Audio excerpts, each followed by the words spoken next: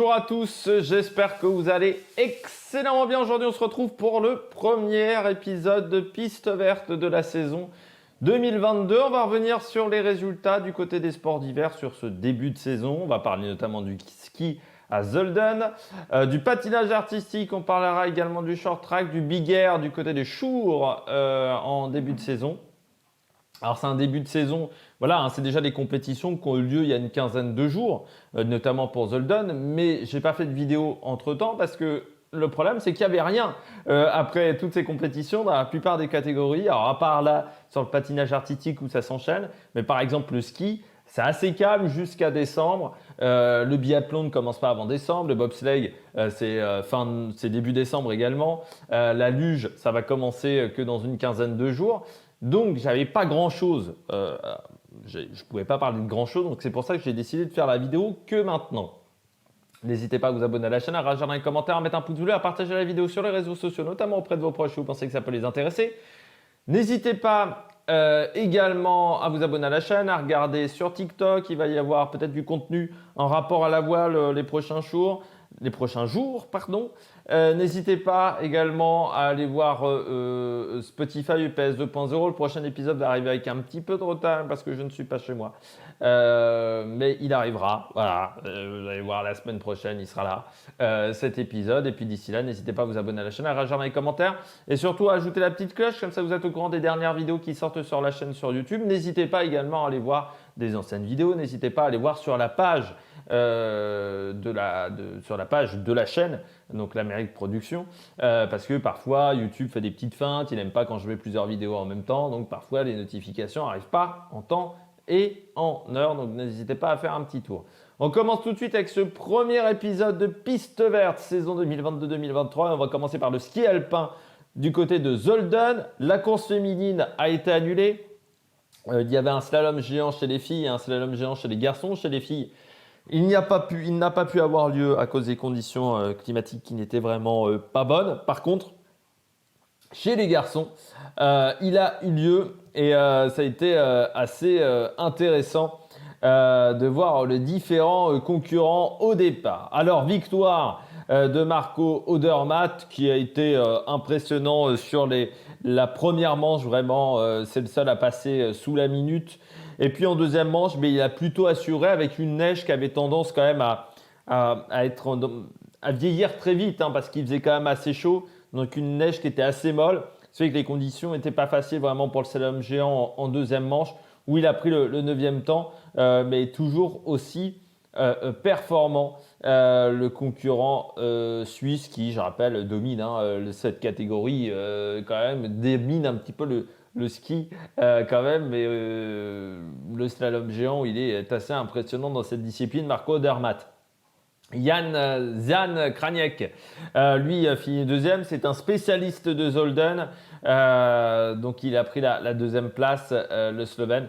Vraiment spécialiste, c'est là où il a fait la majorité de ses résultats, c'est du côté de Zolden, il faut le savoir. Donc c'est un peu un spécialiste, c'est toujours atypique Zolden parce que vous commencez la saison, parfois le temps de ski n'a pas été excellent parce que si à Tignes il n'y a pas eu de neige, si à Zolden on n'a pas pu vraiment skier, il y a peu d'endroits aujourd'hui en Europe où on peut skier en début octobre, fin septembre, donc il faut parfois aller au Chili, en Amérique du Sud, mais ça commence aussi à devenir de plus en plus compliqué. Je ne comprends même pas qu'on décide encore de démarrer la saison de ski avant novembre. Parce que vraiment avant mi-novembre, parce que là on a vu notamment les descentes ont été annulées, il y avait des descentes qui étaient prévues, notamment ce week-end qui ont été annulées. C'est plus possible de skier cette période-là de l'année au niveau des conditions climatiques. Alors je sais bien que les sports d'hiver sont déjà pas des sports écolos, mais autant on peut skier encore en avril, autant là c'est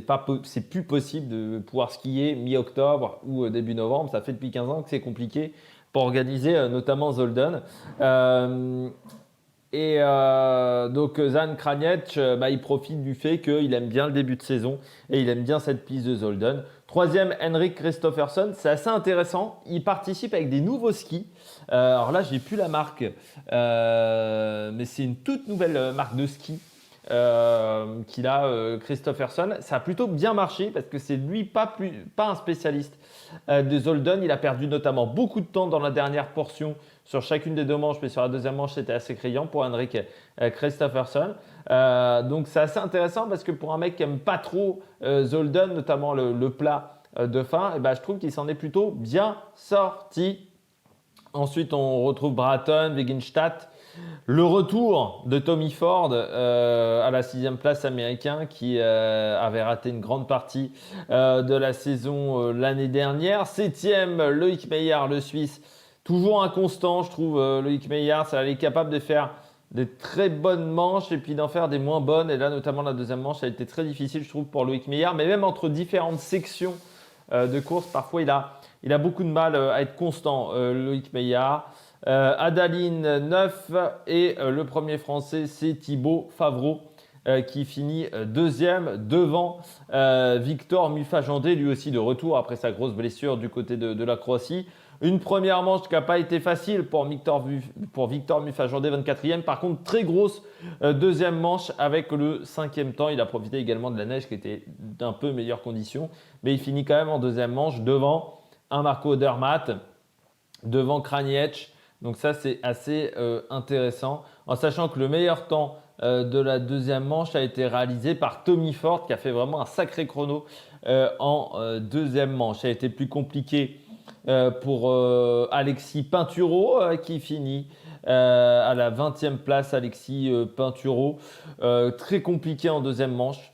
Et en première manche, il partait avec le dossard 1, donc pas forcément facile. Et puis ça a été compliqué également pour Mathieu Fèvre qui finit 24e, le Français, 21e de première manche, 15e de la deuxième manche à 2 secondes 36 du vainqueur Marco Odermatt. Cyprien Sarrazin, lui, a été éliminé dès la première manche, comme Lovran Parent, le français, qui n'est pas passé non plus en première manche. Parent a fini 41e et Cyprien Sarrazin 33e. Il passe, oui, il y avait quand même un petit écart par rapport à la 30e place. Windsor de 52, il y avait 2 dixièmes à aller chercher quand même pour aller prendre ce chrono. On poursuit avec le ski acrobatique et le big air et le snowboard aussi. On va commencer par le ski du côté de Chour. Bien entendu, j'ai pas les bons résultats, donc on va plutôt commencer avec les résultats du côté. Ça va pas m'afficher là non plus. On va commencer. Ouais, je vais mettre World Cup. Sinon, on va pas s'en sortir. Voilà. Du côté de Chour, où ça a été très intéressant. Avec vraiment des belles performances du côté des concurrents français, notamment d'une française, Tesle 2, qui s'en est très très bien sortie. Donc on commence avec le ski. Voilà, j'ai retrouvé un petit classement. Ça ne se voit pas du tout que j'ai meublé pendant 10 secondes. Avec Tesle 2 donc, qui s'est imposé du côté du Big Air de Chour en Suisse, qui est un Big Air artificiel, avec un score de 181 points. Elle s'est imposée devant Sandra Eye, la Norvégienne 170-75 et Mathilde Grémaud 170. Et vraiment Tesle 2 impressionnante parce qu'il y avait un très gros niveau dans ce concours. Enfin vraiment les 3 premières ont fait vraiment des très très belles choses. Après ça a été plus compliqué pour les concurrentes derrière. Il y avait également Jade Michaud. Jade Michaud finit 12e avec un score de 56. 25, mais voilà, très beau, très belle performance de Tesle 2 avec 181 points. Elle est déjà en forme chez les garçons. C'est un Norvégien qui s'impose, Birk Ruud, avec un score de 188,75. Pardon, tir au toto. Je m'en excuse. Donc Birk Ruud qui a été aussi impressionnant, 188,75. avec, je rappelle, un meilleur score possible de 200. Devant Noah Porter, McLennan à 180 points. Troy Paul Millsap 179-75. 179-25, on a Andri Ragetli. Le Suisse, donc vraiment ça a été assez serré. Et puis Hannes Rudiger qui finit 5e avec 177-75. Le Français Alexis Guileni finit 17e avec 81 points de 2003, donc vraiment tout jeune. Et puis Vincent Maravo, lui a fait 69 points. Il finit 30e. C'est le dernier à récupérer des points au niveau du classement. Et puis Timothée Sivignon et Kaditane Gomis, les deux autres Français, eux ont fini 43e et 44e avec 19,50 et 18,75 donc de chute pour ces concurrents ou des sauts avortés. On passe au snowboard Big Air. Du côté du snowboard Big Air, chez les garçons, c'est Takeru Otsuka qui s'est imposé devant Rookie Tobita et Dick Penter. Alors là, je ne peux pas vous parler de la compétition au niveau du niveau de cette compétition car je ne l'ai pas, enfin, elle n'était pas diffusée à part à l'étranger. Autant j'ai pu voir la compétition qui était diffusée sur la chaîne L'équipe du côté du ski, mais le ski était seulement diffusé, il n'y avait pas le snowboard du côté de la chaîne L'équipe, enfin de la plateforme même L'équipe. Donc Takeru Otsuka devant Rookie Tobita et Nick Pointer, le Suisse qui finit 3e à domicile. Il y avait deux Français mais qui ont fini 36e et 37e, Sébastien Konigsberg et Enzo Valax, voilà, qui n'ont pas réussi à se qualifier pour la finale. Et on continue avec les filles. Victoire japonaise également avec Reira Iwabushi devant Anna Gesser, l'Autrichienne qui est très performante dans la discipline, et Jasmine Baird qui finit 3e. Très grosse performance d'Iwabushi parce qu'avec 180-75, elle a fait un très grand score. Et Lucie Sylvestre finit 19e, la française, dans cette compétition. On continue avec le patinage. Il y avait le Skate America et à la fois le Skate Canada qui avait lieu. Le Skate Canada, c'était la semaine dernière. Skate America, c'était il y a 2 semaines.